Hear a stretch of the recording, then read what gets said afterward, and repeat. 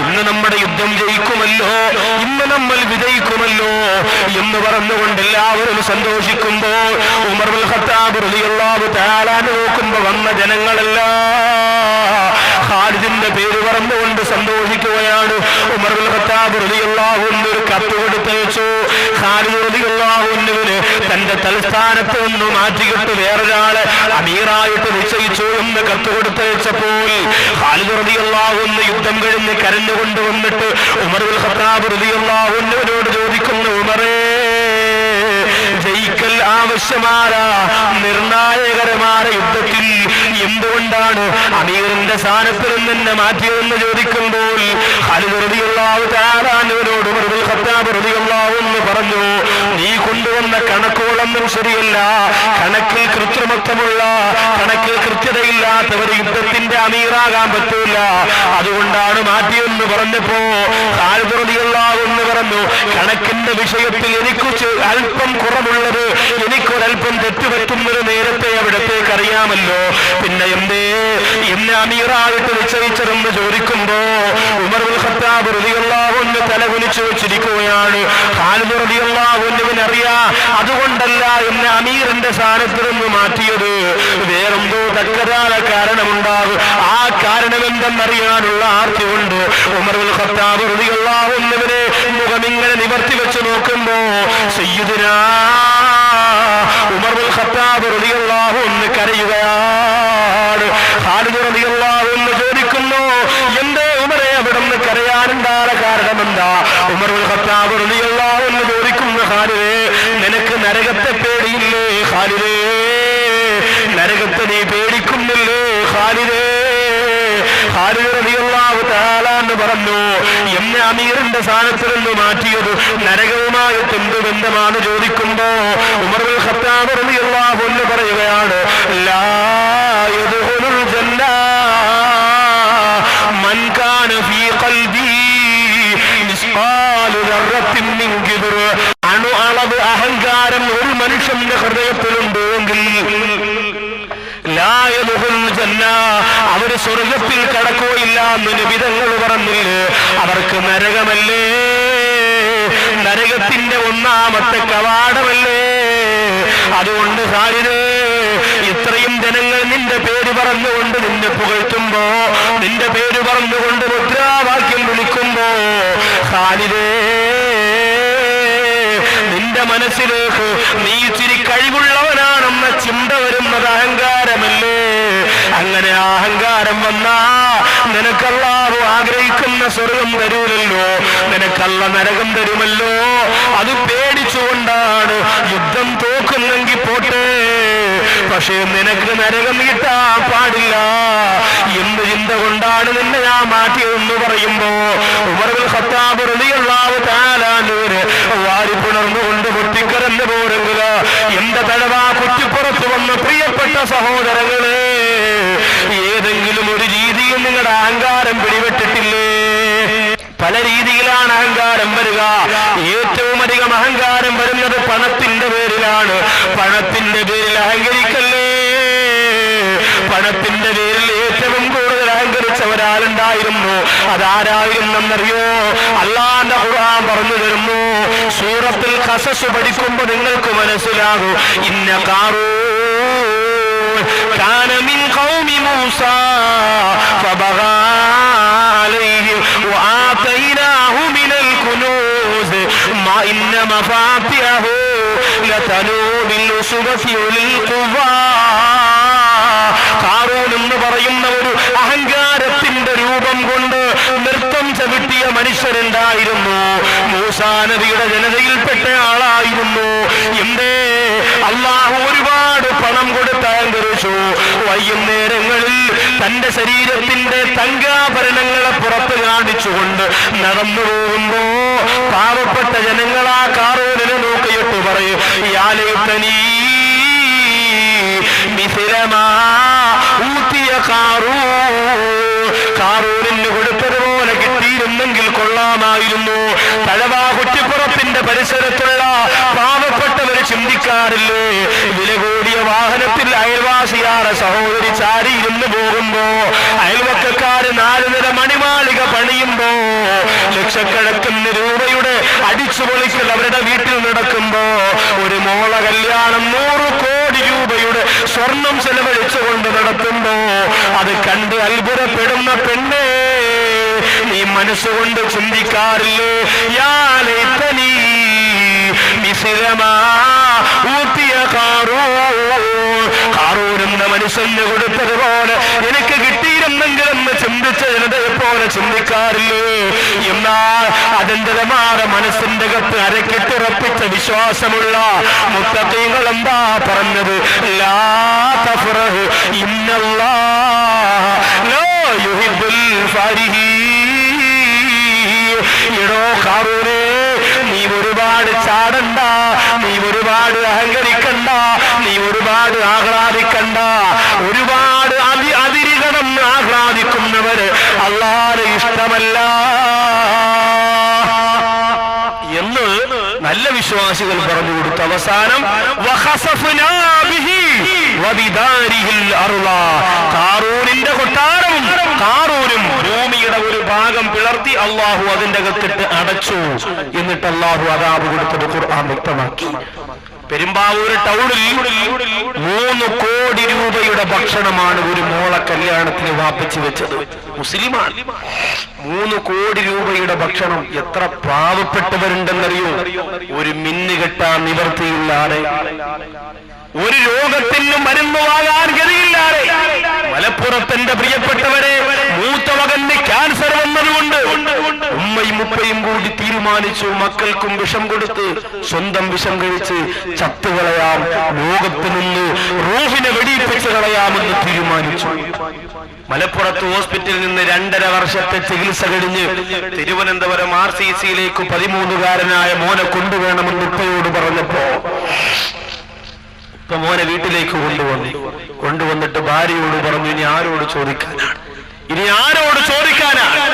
സംഘടനക്കാര് തന്നു, പ്രസ്ഥാനക്കാര് തന്നു, പള്ളിക്കാര് തന്നു, നാട്ടുകാര് തന്നു, വീട്ടുകാര് തന്നു. ക്യാൻസർ എന്ന രോഗത്തെ തൊട്ട് അല്ലാഹു നമ്മെ കാത്തുരക്ഷിക്കുമാറാകട്ടെ. വന്നാൽ ജീവനും പോവും, സമ്പത്തും പോവും, സ്വസ്ഥതയും പോവും, ജീവിച്ചിരിക്കുന്നവരുടെ മനസ്സിന്റെ സമാധാനവും പോകും. വല്ലാത്ത രോഗമാണ്. അല്ലാഹു ഈ സരസിൽ നിന്ന് ശബ്ദം ശ്രവിക്കുന്ന ആരുടെയെങ്കിലും കുടുംബത്തിൽ ആ രോഗം ബാധിച്ചവരുണ്ടെങ്കിൽ കരുണക്കടലാര ശാഫിയാര കാഫിയായ നാദാ, ഈ നാടിൽ അന്ത്യവിശ്രമം കൊള്ളുന്ന ബഹുമാനനായ ഉസ്താദിന്റെ പോരിശ കൊണ്ട് നുസ്രത്തുൽ അനാം സാധു സംരക്ഷണ സമിതി മുന്നോട്ട് വെക്കുന്ന ലക്ഷ്യങ്ങളുടെ ബർക്കത്ത് കൊണ്ട് ആ രോഗങ്ങളിൽ നിന്ന് അവരെ പരിപൂർണമായി നീ രക്ഷപ്പെടുത്തണേ പടച്ചവനെ. വന്നാൽ ആ രോഗമൊക്കെ മാറുന്ന കാര്യം വലിയ പാടാണ്. അവസാനം ആ ഉപ്പ പോയി 20 രൂപയ്ക്ക് വിഷം വാങ്ങിക്കൊണ്ടുവന്നു. ഭാര്യയോട് പറഞ്ഞു, നമുക്ക് മക്കൾക്ക് കൊടുക്കാം. ഭാര്യ പറഞ്ഞു, എങ്ങനെ കഴിയുന്നു? എങ്ങനെ നിങ്ങൾക്ക് കഴിയുന്നു അങ്ങനെ പറയാ? ആ പിതാവ് പറഞ്ഞു, പെണ്ണെ, എന്റെ മുമ്പ് കിടന്ന് എന്റെ പ്രിയപ്പെട്ട പൊന്നുമോൻ രോഗത്തിന് ചികിത്സിക്കാൻ നിവർത്തിയില്ലാതെ മുമ്പ് കിടന്ന് ഉപ്പാ ഉമ്മാന്ന് വിളിച്ചു ഉരുകി മരിക്കുന്നതിനേക്കാളും നല്ലത് ഇങ്ങനെ മരിക്കലല്ലേ. ഒന്നെങ്കിൽ ചികിത്സിക്കാൻ പൈസ വേണം, അല്ലെങ്കിൽ ഇങ്ങനെ മരിക്കണം. അങ്ങനെ തീരുമാനിച്ചു. 3 ആൺമക്കൾ. 3ാമത്തെ പൊന്നുമോന് ആദ്യത്തെ ആളിന് വിഷം കൊടുത്തു, 2ാമത്തതിന് കൊടുത്തു. 3ാമത്തത് 2 വയസ്സിനകത്ത് പ്രായമുള്ള പുഞ്ചിരി പോലും മായാത്ത ഒരു പൊന്നോമന കുട്ടനായിരുന്നു. സുബ്ഹാനല്ലാഹ്. ആ കുഞ്ഞിനെ മാറോട് ചേർത്ത് വെച്ച് മണിക്കൂറുകളോളം ചുംബനം കൊടുത്തിട്ട് ആ കുഞ്ഞിന്റെ വാക്യവത്ത് പോലും ഉച്ചച്ചോറ് വാരി വെച്ച് കൊടുത്തിട്ട് 5 പേരാ മലപ്പുറത്ത് വീടിന്റെ അകത്ത് 5 പേര് മരിച്ചു വീട് കിടന്നു പോരെങ്കിൽ സഹോദരങ്ങളെ, അല്ലാഹു തരുന്ന പണം കൊണ്ട് പാവപ്പെട്ടവരെ മറന്ന് അഹങ്കാരത്തിന്റെ പ്രതിരൂപങ്ങളായി മാറുമ്പോ നരകത്തിന്റെ 1ാമത്തെ കവാടമാണ്. വഹസുബുഹു ജഹന്നം വഹസുബുഹു ജഹന്നം വഹസുബുഹു ജഹന്നം. അല്ലാഹു കാത്തുരക്ഷിക്കട്ടെ. അഹങ്കാരത്തിന്റെ രൂപങ്ങളായി കല്യാണ വീടുകൾ മാറുന്നില്ലേ? ബഹുമാനപ്പെട്ട തഴവ ഉസ്താദ് പറഞ്ഞതുപോലെ ബിരിയാണി വേണ്ടവർ പോകണേ തെക്കോട്ട്, നെച്ചോറ്റിനാഗ്രഹമുള്ളവർ വടക്കോട്ട്, വെറും ചോറ് കറിയും പ്രഥമനും കിഴക്കോട്ട്, കൈ കഴുകുവാൻ പോകേണ്ടതാ താഴോട്ട്. അതൊക്കെ പറഞ്ഞ നമ്മളറിഞ്ഞിട്ടല്ല ഇവിടെ ഉണ്ടായിരുന്നിട്ടാ. ആ അൽമവാഹിബുൽ ജലിയൊക്കെ വായിച്ചു നോക്കണം. വാങ്ങി അലമാര കൊണ്ട് വെച്ചാൽ പറ്റൂല. അതൊക്കെ നോക്കണം. അതിനകത്തുള്ളതാ എന്ത് രസമായിട്ടാ പറഞ്ഞെന്നറിയോ? അത്ഭുതമാണ് പ്രിയപ്പെട്ടവരെ. മുറ്റത്തെ മുല്ലയ്ക്ക് മണമില്ല എന്ന് പറഞ്ഞത് നിങ്ങൾക്ക് പലർക്കും അത്ഭുതമാണ്. അത്ഭുതത്തിന്റെ രാജകുമാരനാണ് അല്ലാഹു. അദ്ദേഹത്തിന്റെ ഗുരുത്വം നമുക്ക് തരട്ടെ. ഞാൻ മെനിയാന്ന് വാത് പറഞ്ഞ സ്ഥലത്ത് അഴവസ്ഥാനെ കുറിച്ച് പറഞ്ഞത് കൊണ്ട് ഇന്നിവിടെ സിയാറത്തിന് വേണ്ടി ഞാൻ ചോദിച്ചു അവരോട്, എവിടെയൊക്കെ നിങ്ങൾ സിയാറത്തിന്, വിമാപ്പള്ളി, കടുവപ്പള്ളി, ആറ്റിങ്കര, ഏർവാടി എല്ലായിടത്തും നിങ്ങൾക്ക് തഴവസ്ഥാന്റെ കബറൊന്ന് സിയാറത്ത് ചെയ്യാൻ പറ്റും? എന്ത് ചോദിച്ചു? ആരോടെ ചോദിച്ചു? ഉസ്താദുമാരോടെ ചോദിച്ചത്. ഉസ്താദുമാരെ നിർബന്ധമായും ചെയ്തിരിക്കണം സിയാറത്ത്. കാരണം ഉസ്താദിന്റെ ഉസ്താദിലെ അവിടെ കിടക്കുക, അവിടെ ചെല്ലുമ്പോൾ ഇൽമ കിട്ടും, ഉറപ്പാണ്. അങ്ങനെ ഒരു സുഹൃത്ത് ഇന്നിവിടെ സിയാറത്തിന് വന്നിട്ട് വിളിച്ചിട്ട് പറഞ്ഞു, ഞാൻ ഇന്ന് വന്നപ്പോൾ നിങ്ങളുടെ പോസ്റ്ററൊക്കെ വിളിക്കുകയാണ്, ഏതായാലും വാത് കുറച്ചു നേരം കേട്ടിട്ടേ പോകുള്ളൂ എന്ന് പറഞ്ഞ് ഇവിടെ ഉണ്ടായിരുന്നു. പോയോന്നറിയില്ല. ഏതായാലും പ്രിയപ്പെട്ടവർ, അദ്ദേഹം പറയാ കല്യാണത്തിന്റെ മാമാങ്കം. അടുത്ത് ഞാനൊരു കല്യാണത്തിന് പോയി. വലിയ വലിയ പണക്കാരുടെ കല്യാണത്തിന് അങ്ങനെ പോവാതിരിക്കലാണ് പതിവ്. അങ്ങനെ പോയി ചെന്നപ്പോ ഓഡിറ്റോറിയത്തിന്റെ ഫ്രണ്ടിൽ കാശ് കൊടുത്ത ഒരു ഓഡിറ്റോറിയം. അതിപ്പോ കുഴപ്പമില്ല, നമ്മളിപ്പോ പണക്കാരാണ്, നമുക്കിപ്പോ അതനുസരിച്ചുള്ള ജനങ്ങളൊക്കെ വരും, വലിയ ഓഡിറ്റോറിയം വേണം, ആയിക്കോട്ടെ, കുഴപ്പമൊന്നുമില്ല. പക്ഷേ അതിന്റെ ഉള്ളിൽ പിന്നെ അനാവശ്യമായി കുറെ പേക്കൂത്തുകൾ. ചെല്ലുമ്പോ 2 ആർച്ചിന്റെ ചോട്ടിൽ 27കാരിയായ 2 പെൺകുട്ടികൾ അവിടെ ഇവിടെ ഒരുക്കി നിർത്തിയിരിക്കും. വെള്ള സാരിയിൽ കറുത്ത ബോർഡർ ഇങ്ങനെ ഉണ്ട്. അങ്ങനെ വെച്ചിട്ട് ഇങ്ങനെ നിൽക്കും. ഇങ്ങനെ വെള്ളയൊക്കെ പൂശി പാരലോലിയൊക്കെ തേച്ച് ചുണ്ടൊക്കെ ആണെങ്കിൽ ചുമപ്പിച്ച് ഇങ്ങനെ വെച്ചിരിക്കാൻ. കുറെ ചെറുപ്പക്കാര് മൊബൈലും കൊണ്ട് എല്ലായിടത്തും ഉണ്ട് ക്ലിക്കോ ക്ലിക്കോ എന്ന് പറഞ്ഞു കുറെ എണ്ണം. ഓ, ദവാനിയത്തിന്റെ മലക്കുകൾ ഒരു അടുത്ത് വരില്ല, അത്രയ്ക്ക് വെറുപ്പാണ്. അങ്ങനെ കുറെ എണ്ണം ക്ലിക്കോ ക്ലിക്കാട്ടിരിക്കുമ്പോ ഞാൻ ഇങ്ങനെ ചെല്ലുമ്പോ വെൽക്കം മുസ്ലിയാരെ, വെൽക്കം. ഞാൻ പറഞ്ഞു വെൽക്കം മുസ്ലിയാരല്ല, നൗഷാദ് മുസ്ലിയാർ. അങ്ങനെ വെൽക്കം മുസ്ലിയാരായിട്ട് കുറെ ആൾക്കാർ നിൽപ്പുണ്ട്. 3 കോടി രൂപയുടെ ഭക്ഷണമേ. തലേ ദിവസം MG ശ്രീകുമാറിന്റെ ഗാനമേള, കല്യാണത്തിന്റെ അന്ന് എരഞ്ഞോളി മൂസാറ ഗാനമേള. എന്നാലും അങ്ങോട്ട് ദഹിക്കുള്ളൂ. ഉമ്മാമ പറഞ്ഞതാ, എരഞ്ഞോളി മൂസായെ കുറിച്ച് ഒരുപാടൊന്നും പറയേണ്ട ഉസ്താദേ, ആളിച്ചിരി ഉള്ളെങ്കിലും ഉള്ളത് കാതലാണ്. അദ്ദേഹം എനിക്ക് ഒരുപാട് ഇഷ്ടമാണ്. അദ്ദേഹത്തിന്റെ പാട്ടുകളൊക്കെ ഞാൻ ശരിക്കും കേട്ടിട്ടൊക്കെ ഉണ്ട്. എങ്കിലും എന്റെ പ്രിയപ്പെട്ടവരെ, അത് നമ്മൾ മോശമായതല്ലേ നമ്മൾ എടുക്കുള്ളൂ. അദ്ദേഹത്തിന്റെ പാട്ട് നമ്മൾ കേൾക്കാൻ പറഞ്ഞാൽ താത്തമാര് കേൾക്കുന്നത് ഏതാ? മോശമാണ്, ഏറ്റവും വൃത്തികെട്ട, അല്ലെങ്കിൽ സെക്സ് റാക്കറ്റുകൾ പോലും തോറ്റുപോകുന്ന തരത്തിലുള്ള ഭാഷകളുള്ള മാപ്പിളപ്പാട്ടെന്ന് എഴുതി വെച്ചിരിക്കുന്നത് മാത്രമേ നമുക്ക് ദഹിക്കുള്ളൂ. മിഅ്റാജ് രാവിലെ കാറ്റേ മരുഭൂ തണുപ്പിച്ച കാറ്റേ. ആ വരിയുടെ അർത്ഥം മാത്രം നിങ്ങളൊന്ന് ചിന്തിച്ചു നോക്കി. മിഅ്റാജ്, അതുപോലും സ്വപ്നം എന്ന് പറയണ മടയന്മാരല്ല, എന്ത് ചെയ്യാൻ പറ്റും? മിഅ്റാജ് പോലും സ്വപ്നമാണെന്ന് പറയാ, വിഷയത്തിൽ നിന്ന് മാറുന്നില്ല, മടങ്ങി വരുന്നു. റസൂലുള്ളാഹിയെ കുറിച്ച് പറഞ്ഞാൽ പിന്നെ എനിക്ക് വല്ലാത്ത ഒരു അനുഭവമാണ്. അതുകൊണ്ട് അതിലേക്ക് കടക്കുന്നില്ല, തിരിച്ചു വരുന്നു. എന്റെ പ്രിയപ്പെട്ട സഹോദരങ്ങളെ, അങ്ങനെ പണം കൊണ്ടുവന്ന മോള കല്യാണത്തിന് അഹങ്കാരത്തിന്റെ രൂപം പടിയുന്നവരെ, അങ്ങനെ വീടിന്റെയും നാടിന്റെയും എല്ലാ പ്രശസ്തിയുടെയും പവറിന്റെയും പ്രതിരൂപം പണം കൊണ്ട് നിങ്ങൾ നൃത്തം ചവിട്ടുമ്പോ ഓർക്കണേ, വമ്മ യുവനീ അൻഹുമാലുഹു ഇദാ തറദ്ദാ. നീയൊന്ന് മറിഞ്ഞു വീണുപോയാൽ നിന്റെ പണത്തിന് നിന്നെ പിടിച്ചെഴുന്നേൽപ്പിക്കാൻ പറ്റൂല. ലക്ഷക്കണക്കിന് രൂപ കൊണ്ട് കെട്ടിവെക്കാൻ പറ്റോ? 21 ദിവസം ചടയമംഗലത്തുള്ള മുഹമ്മദ് റാഫി എന്ന സഹോദരൻ തിരുവനന്തപുരം അനന്തപുരിയിൽ ബോധമില്ലാതെ കിടന്ന് 21 ദിവസമാണ്. 2 വീലർ അപകടത്തിൽപ്പെട്ട് പോസ്റ്റിലേക്ക് തല പോയിടിച്ചിട്ടു. 22ാമത്തെ ദിവസമില്ലേ ആ സഹോദരൻ മരണപ്പെടുമ്പോ കൂട്ടുകാര് ലക്ഷങ്ങൾ കൊണ്ടുവന്ന് ഹോസ്പിറ്റലിന്റെ മുമ്പ് വെച്ചില്ലേ? ആ ജീവൻ തിരിച്ചു കിട്ടാൻ പറ്റൂലല്ലോ.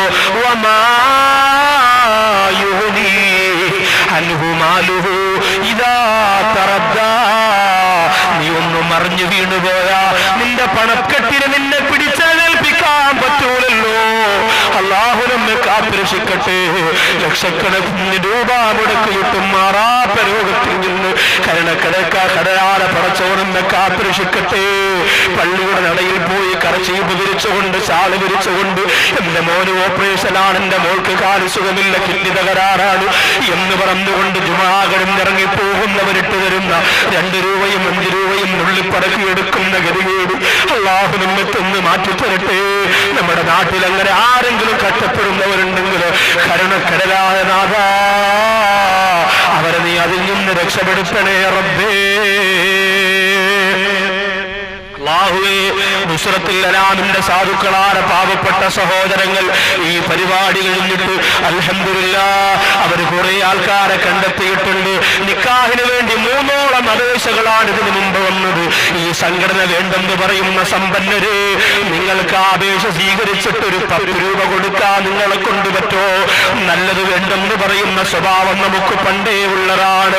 നിങ്ങളെല്ലാവരും 1 രൂപ വെച്ച് കൊടുത്താൽ 1000 രൂപയാവൂല്, 10 രൂപ വെച്ച് കൊടുത്താൽ 10,000 ആവൂല്.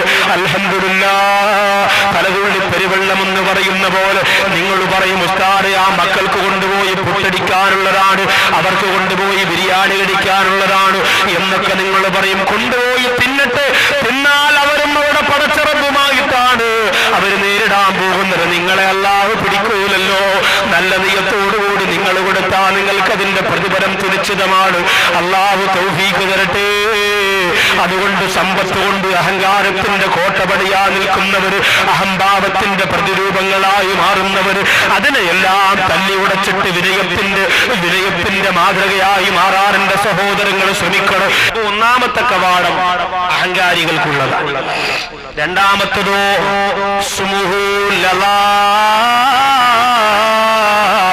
നരകത്തിന്റെ രണ്ടാമത്തെ കവാടത്തിന്റെ പേരിൽ ലലാ എന്നാണ്. ലലാ സാമ്പത്തിക സൂക്ഷ്മതയില്ലാത്തവരാണ് അതിൽ കടന്നു പോകുന്നത്.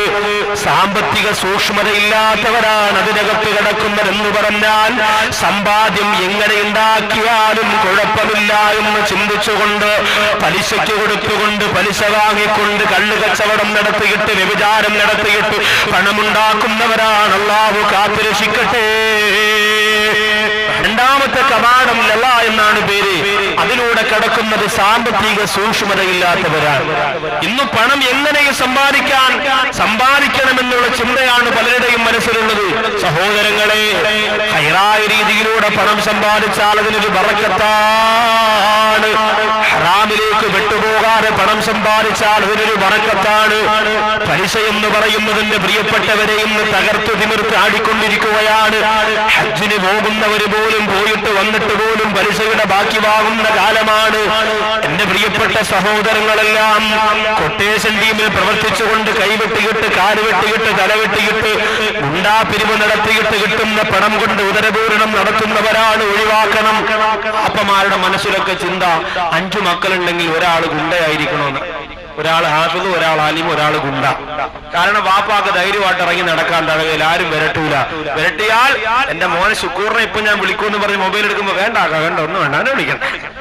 അതിനുവേണ്ടി ഒരു ഗുണ്ട ആവശ്യമാണ് പറയാം. ഒരു സ്ഥലത്ത് വാതിന് പോയപ്പോ മുടിയൊക്കെ വിടംബര വളർത്തി ഒരു സഹോദരൻ, സാറേ ബിസിനസിന്റെ പുരോഗതിക്ക് വേണ്ടി ദുആ ചെയ്യണം, കൈയൊക്കെ നല്ല തഴമ്പ്. എന്താണ് ബിസിനസ്? ഞാനൊരു ചെറിയ ഗുണ്ടയാണ്. അല്ലാഹുമ്മ അൻസിൽ ഫീ ഗുണ്ട വൽ ഗുണ്ട എന്ന് ദുആ ചെയ്യാൻ പറ്റും. ചെറിയ ഗുണ്ടയാണ് പോലും ആലോചിച്ച നമ്മൾ. അപ്പോ അങ്ങനെ മറ്റുള്ളവരെ വഞ്ചിച്ചുകൊണ്ട്, പറ്റിച്ചുകൊണ്ട്, തട്ടിയെടുത്തുകൊണ്ട് ഇന്നുണ്ടല്ലോ റിയൽ എസ്റ്റേറ്റ് ബിസിനസ്. പാരൻ അല പാരിഹിം എന്ന് പറഞ്ഞ പോലെ ഒരാൾ മറ്റൊരാൾക്ക് പാരയാണ്. നേരം വെളുക്കും പറയാം, മറ്റോ മൊബൈൽ എടുത്ത് നേരം വെളുക്കം ഓടുക. എന്നിട്ട് പാര വെച്ചുകൊണ്ട് മറ്റുള്ളവരെ കരയിപ്പിച്ചുകൊണ്ട് ഒരു തുണ്ട് ഭൂമിക്ക് വേണ്ടി കൂടപ്പുറപ്പിനെ വരെ ചവിട്ടിത്താഴ്ത്തിയിട്ട് എന്റെ പ്രിയപ്പെട്ടവരെ പണമുണ്ടാക്കിയെന്ന് അഹങ്കാരത്തോടെ പറയുന്നവരാലോചിച്ചോ. ഇന്നലികുല്ലി ഉമ്മത്തിൻ ഫിത്ന വഫിത്നതു ഉമ്മത്തി അൽമാ. എല്ലാ സമുദായത്തിനും അല്ലാഹു ഫിത്ന കൊടുത്തിട്ടുണ്ട്. വഫിത്നതു ഉമ്മത്തി അൽമാ. എന്റെ സമുദായത്തിന് അല്ലാഹു കൊടുത്തിരിക്കുന്ന ഫിത്ന അത് സമ്പത്താണ്. അത് സമ്പത്താണ്. അത് ക്യാൻസറല്ല, ട്യൂമറല്ല, എയ്ഡ്സ് അല്ല, സമ്പത്താണ് എന്ന് ലോകത്തിന്റെ നായകൻ പറയുമ്പോൾ ആ സമ്പത്ത് വരുമ്പോ നമ്മുടെ രൂപം മാറുന്നില്ലേ? നമ്മുടെ കോലം മാറുന്നില്ലേ? നമ്മുടെ ഭാവം മാറുന്നില്ലേ? പ്രമാണമില്ല സൊസൈറ്റിയിൽ വെച്ച് കേൾവിപ്പോവാണ്. ഉസ്താദിനോട് വന്ന് പറയുന്നു, 100 രൂപ ഉസ്താദിനോട് കൊടുത്ത് ദുആ ചെയ്യണം. സാറേ ഞാൻ രക്ഷപ്പെട്ടാ നിങ്ങളെ ടൈമാണ്, നിങ്ങളെവിടെ ആരും ഒന്നും പറയൂല, മാസാമാസം ഞാൻ തരും 10,000 രൂപ, നിങ്ങൾ വിഷമിക്കണ്ട, ഞാൻ രക്ഷപ്പെടാൻ വേണ്ടി ദുആ ചെയ്യണം. ചെറ്റക്കൂലൊക്കെ പണയപ്പെടുത്തിയിട്ട് പോവാൻ. മാമാക്ക് 50 രൂപ, അസിസ്റ്റന്റിന് 75 രൂപ, ഉസ്താദിന് 100 രൂപ കണക്കാക്കി കൊടുത്ത് കേൾവിപ്പോയി. ഉസ്താദ് കരഞ്ഞു വിളിച്ചൊരു ദുആ അങ്ങോട്ട് ചെയ്ത് ചെന്ന് കയറി ഉടനെ അവൻ തിരിച്ച് നാട്ടിൽ വിളിച്ചു, ഉമ്മച്ചി ഉസ്താദിന്റെ ദുആ കബൂലായി ഉമ്മാ, കണ്ണു കണ്ടുകൂടാത്തൊരു പൊട്ടൻ അറബിയാണ് എനിക്ക് കിട്ടിയതല്ല. എത്ര വാരിക്കൊണ്ടുവന്നോ ഒന്നോണം അറിയൂല. ഉസ്താദ് കിടിലൻ തന്നെ. 2 കൊല്ലം അവിടെ നിന്ന് 25 കൊല്ലം ഒരാൾ നിന്ന് മോട്ടിച്ചാ കിട്ടുന്ന പൈസ മൊത്തം ഉണ്ടാക്കി നാട്ടിൽ വന്നു. വന്നപ്പോ ഉസ്താദ് വിചാരിച്ചിരുന്നു ഗോള് തന്നെ നമ്മൾ ദുആയൊക്കെ ചെയ്ത് സെറ്റപ്പായ പയ്യൻ വന്നു.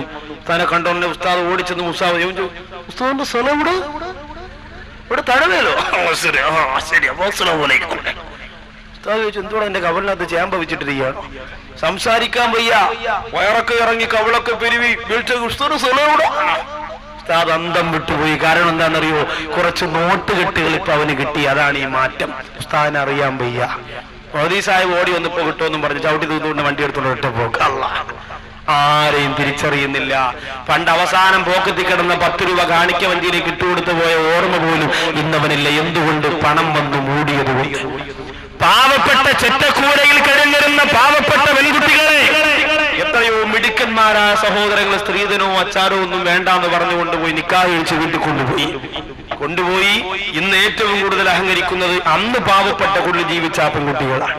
കാരണം എന്താ? ഇന്നവർക്ക് സെറ്റപ്പായി, ഇന്നവർക്ക് പണമായി, ഇന്നവർക്ക് മൊബൈലായി. ഇന്ന് പിന്നെ ഭർത്താവ് വരച്ച വരയിൽ നിൽക്കുന്നു. ഇന്ന് പിന്നെ എവിടെ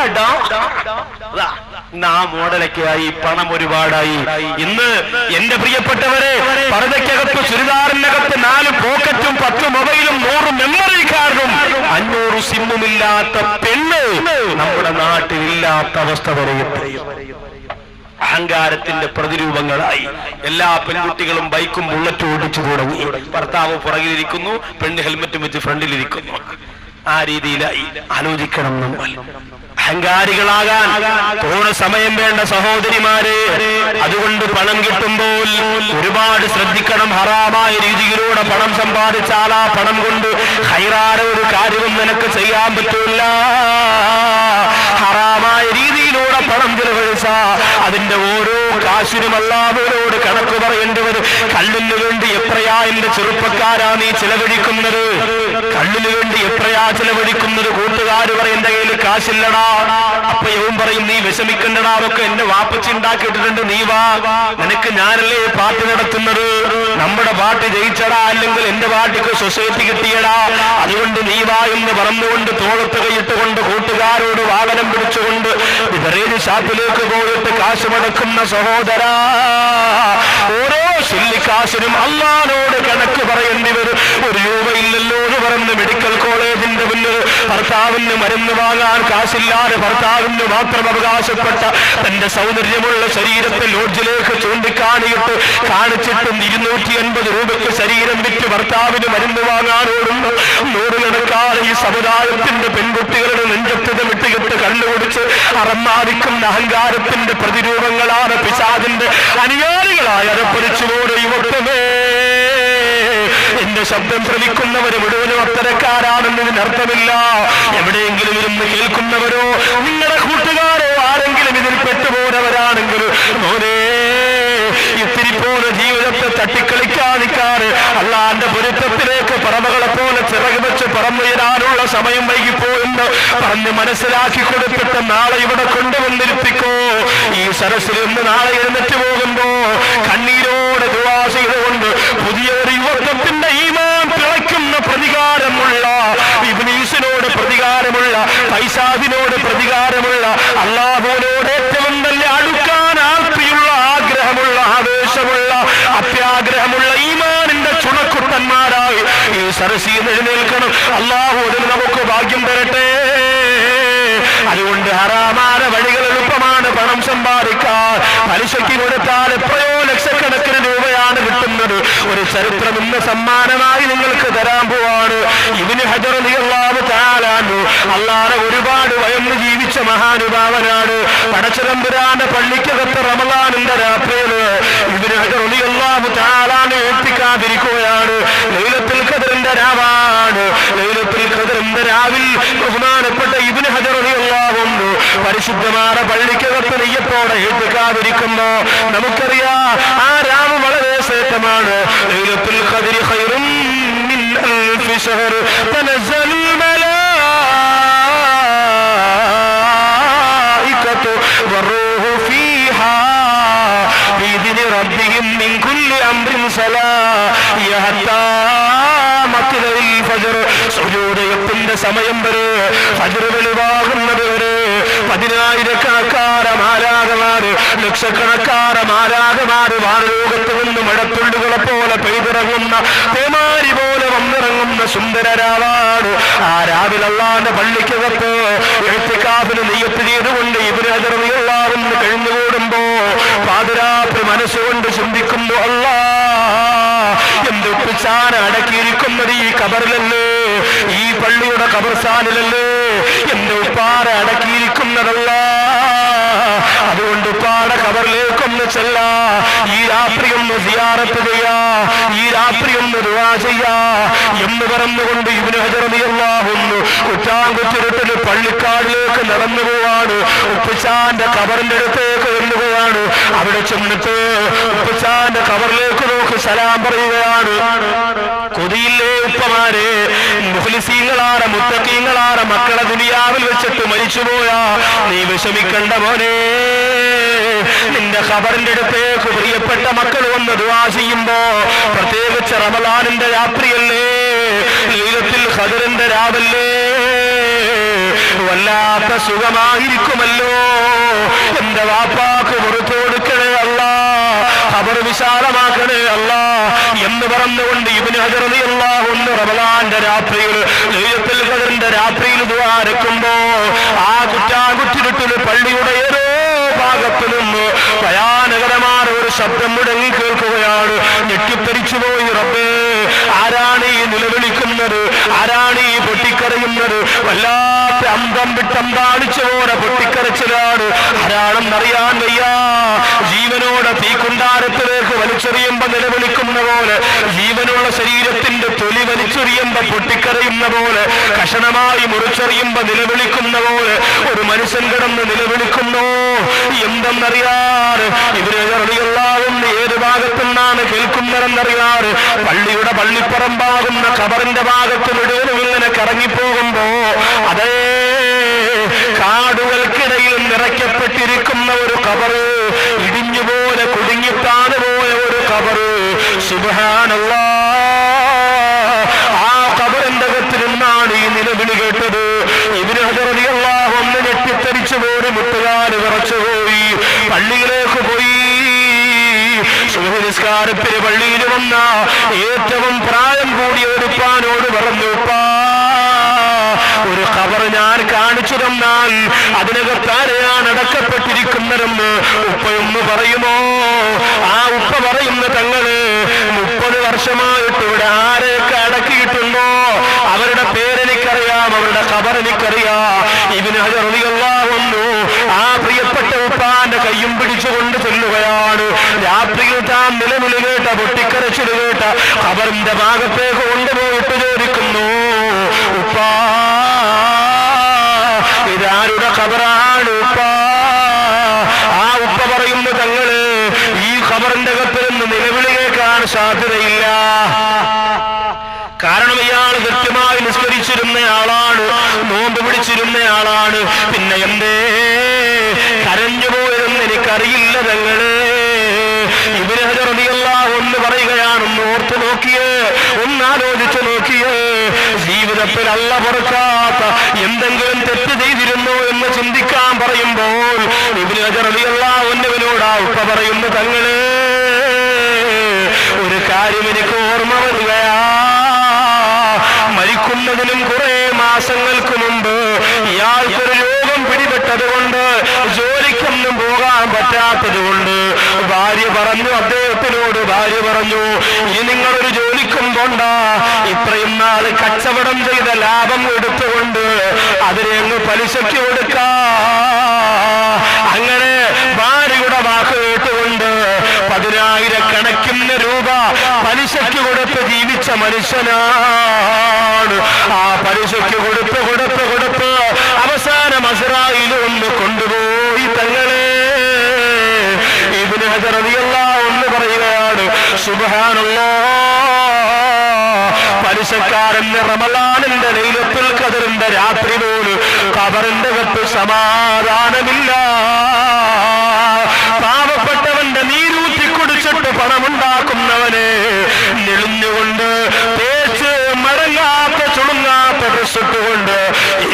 സാരിയും കൊണ്ട് നീളമുള്ള മൊബൈലും കൊണ്ടിറങ്ങി അഹങ്കാരത്തിന്റെ കോലത്തിൽ നടക്കുന്നവരെ, നിങ്ങൾ ചിന്തിക്കുമല്ലോ, ഇന്ന് തഴവയിൽ എനിക്ക് കുറെ ജനങ്ങളുണ്ട്, എനിക്ക് കുറെ ആൾക്കാരുണ്ട്, എല്ലാവരും കാണുമ്പോനെ അത് ദുനിയാവിൽ മാത്രമാണ്. നിന്റെ കണ്ണടഞ്ഞു പോയ ആ സെക്കൻഡ് മുതൽ മോനെ പിന്നെ നരകത്തിന്റെ തീയാണ്. അതുകൊണ്ട് സാമ്പത്തിക സൂക്ഷ്മത പാലിക്കണേ പെങ്ങളെ. ഹറാമായത് കടത്തിയിടല്ലേ, ഹറാമായത് കഴിക്കല്ലേ. എന്തിനേറെ ഒരു തുണിക്കടയിലേക്ക് തുണിയെടുക്കാൻ പോയാൽ ആ കടയിൽ ചെന്നിട്ട് 600 രൂപയുടെ സാരി 400 രൂപയ്ക്ക് വാങ്ങിക്കൊണ്ടുവരുമ്പോ കടക്കാരൻ പറയുന്നു, ഗതിയില്ലാതെ സമ്മതിച്ചതാണെന്നൊരു വാക്ക് പറഞ്ഞാൽ 200 രൂപയുടെ ഭാഗം ഹറാമാണ് പെണ്ണേ. സാരി ഉടുത്തുകൊണ്ട് നിസ്കരിച്ച നിന്റെ നിസ്കാരം ശരിയല്ല. കടക്കാരെ പറ്റിച്ചുകൊണ്ട് കൊണ്ടുവന്ന പർദ്ദയുണ്ടല്ലോ, ആ പർദ്ദയിട്ടുകൊണ്ട് നിസ്കരിച്ച നിന്റെ നിസ്കാരം ശരിയല്ല. എന്റെ പ്രിയപ്പെട്ട ചെറുപ്പക്കാരാ, പെരുന്നാളിന് ജീൻസ് വാങ്ങാൻ പോയി 1100 രൂപയുടെ ജീൻസ് പറഞ്ഞ് ശല്യം കാരണവസാനം 500 രൂപയ്ക്കാണ് നിനക്ക് തന്നതെങ്കിൽ മോനെ, നല്ല മനസ്സോടെ പൊരുത്തത്തോടു കൂടിയല്ല വില കുറച്ച് തന്നതെങ്കിൽ അത് ഹറാമാണ് മോനെ, അതുപോലും ഹറാമാണ്. പലിശ മാത്രമല്ല ഹറാമായത്, അയൽവാസിയുടെ പൊരുത്തമില്ലാതെ അവരുടെ മാവിൽ നിൽക്കുന്ന മാമ്പഴം അടർന്നു വീണതില്ലേ, അത് പെറുക്കി മക്കൾക്ക് കൊടുക്കുന്നത് പോലും ഹറാമാണ്. അബൂ ദുജാന റളിയല്ലാഹു അൻഹു അതുകൊണ്ടല്ലേ നബി തങ്ങളോട് പറഞ്ഞത്, നബിയേ, ഇന്ന് സുബഹി കഴിഞ്ഞ് ഒരുപാട് നേരം എനിക്ക് പള്ളിയിലിരിക്കാൻ പറ്റൂല. ഇന്നലെ ഞാനങ്ങനെ ഇരുന്നിട്ട് ചെന്നപ്പോ ജോലി കുറച്ചു ദിവസം കൊണ്ടില്ല നബിയേ, അതുകൊണ്ട് കുടുംബം പട്ടിണിയാണ് നബിയേ. എന്റെ പ്രിയപ്പെട്ട മക്കള് വിശന്ന് തളർന്ന് വീടിന്റെ മുമ്പിലേക്ക് വന്ന് അബീ അബീ എന്ന് വിളിച്ചുകൊണ്ട് കരഞ്ഞപ്പോ അപ്പുറത്ത് താമസിക്കുന്ന ജൂതന്റെ ആ വൃക്ഷത്തിൽ നിന്ന് ഫലങ്ങൾ ഇങ്ങനെ പഴുപ്പന്റെ വീടുമുറ്റത്തേക്ക് വീണതാണ്. ആ മക്കള് പോയി ഇഴന്നെടുത്ത് കഴിച്ചു നബിയേ. ഞാൻ വേഗം തന്നിട്ട് വിശന്ന് വലന്ന എന്റെ മക്കളുടെ വായ്ക്കകത്തേക്ക് കൈകടത്തിയിട്ട് അതിന് പുറത്തേക്ക് ഛർദിപ്പിച്ചു കളഞ്ഞു നബിയേ എന്ന് പറയുമ്പോ അവരുടെ അനുയായികളായി മര്യാദയുടെ മഹിതത്വങ്ങൾ സ്വീകരിച്ചുകൊണ്ട് ജീവിക്കാനുള്ള ഇന്ന് വിദേശ രാജ്യത്ത് വലിയ മോഷണം നടത്തുന്നില്ലേ? സൗദി അറേബ്യ എന്ന പരിശുദ്ധമായ രാജ്യത്ത് പോലും കള്ളം പഠിച്ചുകൊണ്ട് മോഷണം പഠിച്ചുകൊണ്ട് എന്റെ പ്രിയപ്പെട്ടവരെ എത്രയോ സ്ഥാപനങ്ങളിൽ നിന്ന് കൈയിട്ട് വാരിയിട്ട് നാട്ടിൽ വന്നിട്ട് ആഡംബരത്തോടെ ജീവിക്കുന്നില്ലേ?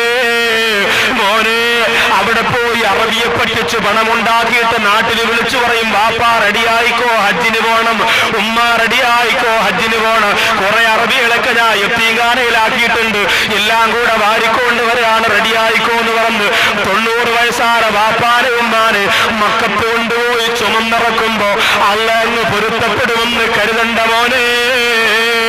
സൗദി അറേബ്യയിൽ 6200 രൂപ മാസ ശമ്പളം വാങ്ങി 2.5 വർഷം കൊണ്ട് ജോലി ചെയ്യുന്ന ഒരു സഹോദരനെ മക്കത്ത് വെച്ച് കണ്ടതാണ്. എന്തേ ഈ ശമ്പളം കൊണ്ട് നിനക്ക് ജീവിക്കാൻ കഴിയുന്നല്ലോ, എന്തുകൊണ്ട് നിർത്തിയിട്ട് നാട്ടിൽ പോയാലും കിട്ടുമല്ലോ 10,000 എന്ന് ചോദിച്ചപ്പോ ആ സഹോദരൻ പറയുന്നു, ഉസ്താദേ, നാട്ടിൽ പോയാൽ ചിലപ്പോ 10,000 കിട്ടും, ചിലപ്പോ 15,000 കിട്ടും. പക്ഷേ ഇവിടെ ഒരു മാസത്തിൽ ഒരു ദിവസം എന്റെ പ്രിയപ്പെട്ട കഫീല് വിശുദ്ധമായ ഹറമിൽ പോയി നിസ്കരിക്കാൻ എനിക്ക് അനുവാദം തന്നിട്ടുണ്ട് ഉസ്താദ്. ശമ്പളം കിട്ടിയില്ലെങ്കിലെന്താ, അല്ലാഹുവിന്റെ കഅബാലയത്തിന്റെ മുറ്റത്ത് പോയി ജുമുഅ നിസ്കരിക്കാൻ, മാസത്തിൽ ഒരു ജുമുഅ നിസ്കരിക്കാനുള്ള ഭാഗ്യം എനിക്കുണ്ടല്ലോ.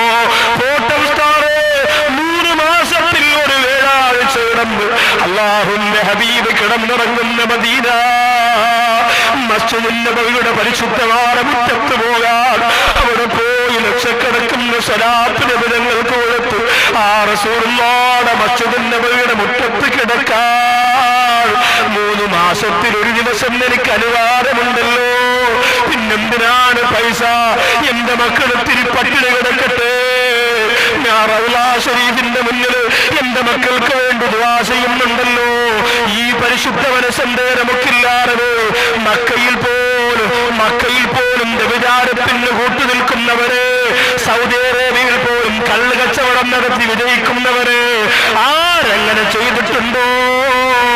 അവരാരും നിലവിളിച്ച് കരയാതെ സൗദി അറേബ്യയിൽ നിന്ന് നാട്ടിലേക്ക് വന്ന ചരിത്രം ഇന്ന് വരെയില്ല എന്റെ പ്രിയപ്പെട്ടവരെ. ഈ സെക്കൻഡ് വരെ ഉണ്ടായിട്ടില്ല. വെല്ലുവിളിക്കുകയാണ് ഞാൻ. സൗദി എന്ന് പറയുന്ന രാജ്യത്ത് നിന്ന് റസൂലുള്ളാഹിയുടെ മണ്ണിൽ ചവിട്ടി നിന്നുകൊണ്ട് നിങ്ങൾക്കാർക്കെങ്കിലും കള്ളം ചെയ്ത് ജയിക്കാൻ പറ്റുമോ? വെല്ലുവിളിക്കുകയാണ് സഹോദരങ്ങള്. ആ നാട്ടിലാര് കള്ളം നടത്തുന്നുവോ, ആ നാട്ടിലാര് വ്യഭിചാരത്തിന് കൂട്ടുനിൽക്കുന്നുവോ, ആ നാട്ടിലാര് കള്ള് കച്ചവടം നടത്തുന്നുവോ, ഒരുപാട് പണം നിനക്ക് കിട്ടുമായിരിക്കാം. പക്ഷേ അവസാനം അത് അനുഭവിക്കാൻ ഭാഗ്യമില്ലാതെ പൊട്ടിക്കരന്ന് നിലവിളിച്ചുകൊണ്ടല്ലാതെ അവിടുന്ന് വരാ മോനെ നിനക്ക് പറ്റൂല. അതുകൊണ്ട് പണം അപകടം പിടിച്ച ഒരു പരിപാടിയാണ്. തീരെ ഇല്ലെങ്കിലും നാശമാണ്, ഒരുപാട് കൂടിപ്പോയാലും ദൂഷ്യമാണ്. അല്ലാഹു ദാരിദ്ര്യത്തിൽ നിന്ന് ഞങ്ങളെ രക്ഷപ്പെടുത്തട്ടെ. എത്ര പണമുണ്ടെങ്കിലും ഒരു സെക്കൻഡ് പോരെ, ആ പണം മുഴുവനും നമുക്കെതിരാകാൻ ഒരു സെക്കൻഡ് പോരെ. അല്ലാഹു കാത്തിരക്ഷിക്കട്ടെ.